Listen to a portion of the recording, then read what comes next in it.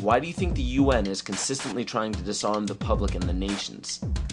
They don't want us to be capable of fighting back. The proof of this is in the film released by the UN called Armed to the Teeth, where it demonizes gun ownership. It is also shown in the Freedom from War policy put in place by JFK in 1961.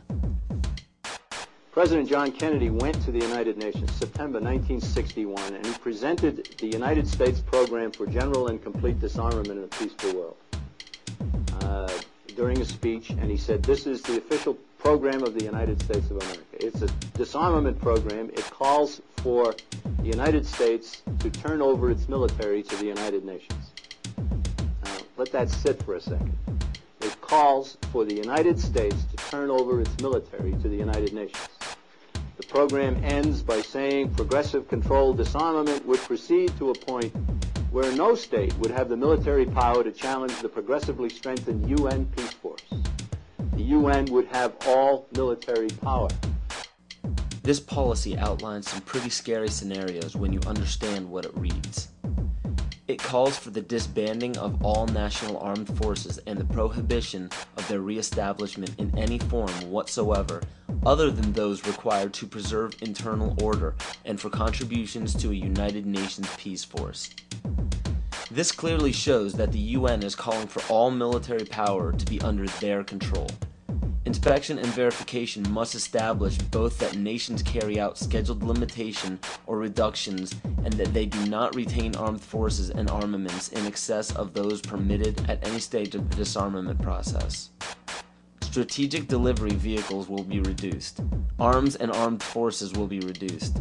And all the while, UN peacekeeping powers would be strengthened. A UN Peace Observation Group would be available to investigate any situation which might constitute a threat to or a breach of the peace. Establishing of a permanent international peace force within the United Nations, and depending on the findings of an experts commission, a halt in the production of chemical, bacteriological, and radiological weapons, and a reduction of the existing stocks or their conversion to peaceful uses. Peaceful uses of biological, chemical, and radiological weapons? Do you see how they are perverting the word peace and making this policy sound unilaterally good? There is no other way to read this publication. It clearly states that all nations will hand over their military forces to a global United Nations military. And along with the film Armed to the Teeth, we have a supposed hero among us called Michael Moore, who released Bowling for Columbine as an attempt to show how tragic accidental gun-related deaths are. How many people are killed by guns each year? In Germany, 381. In France, 255. In Canada, 165. In the United Kingdom, 68. In Australia, 65. In Japan, 39. In the United States, 11,127. The United States has a population of approximately 285 million and Australia 19 million. If we were to apply Australia's homicide rate to the US population, that work out to 5,715 murders.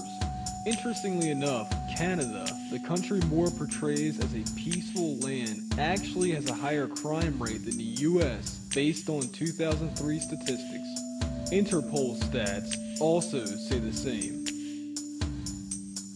Burn the trees in our path, fill the holes with our past, build our lives around hopes, even when they don't last.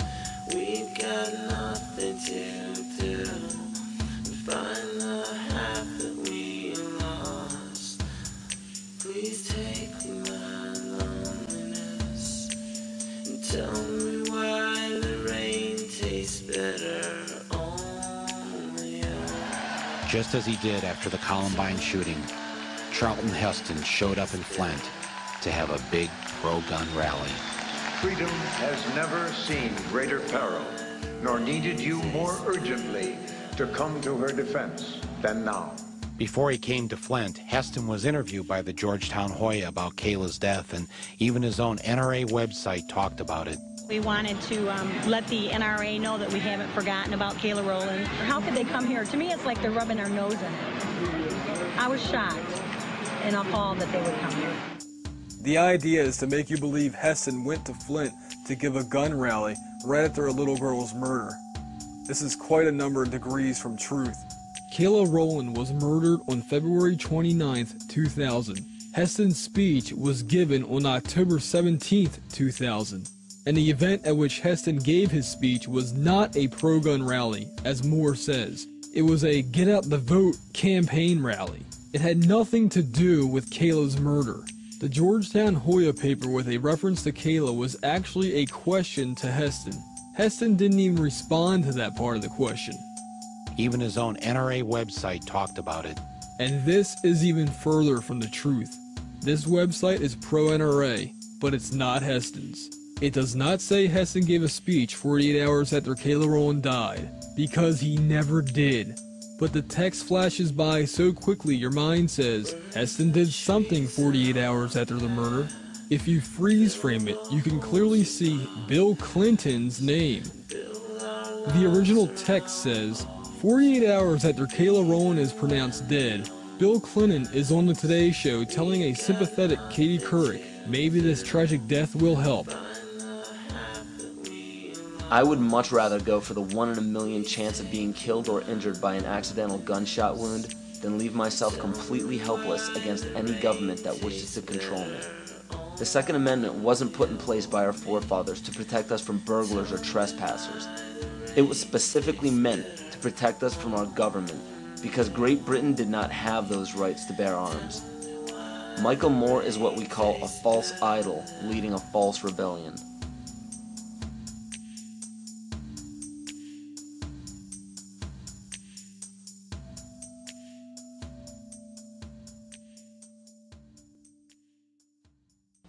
The U.S. population is currently around 300 million. The national debt is currently around 10 trillion. So the current debt, when divvied among the American people, comes out to approximately $33,000 and has been growing at a national rate of $1.46 billion a day since 2006. Now with electronic banking, wire transfers, and credit cards, people have less physical custody of their money. As of right now, the amount of money in circulation is not able to cover the national debt. This was carefully planned since the inception of the Federal Reserve Bank.